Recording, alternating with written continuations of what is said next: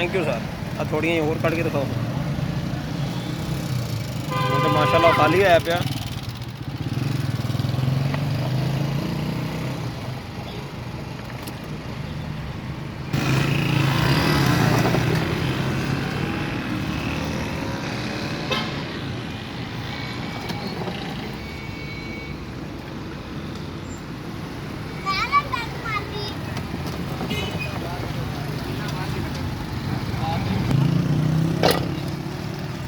ਲੱਕੜ ਮਾਰ ਕੇ ਲੱਕੜ ਮਾਰ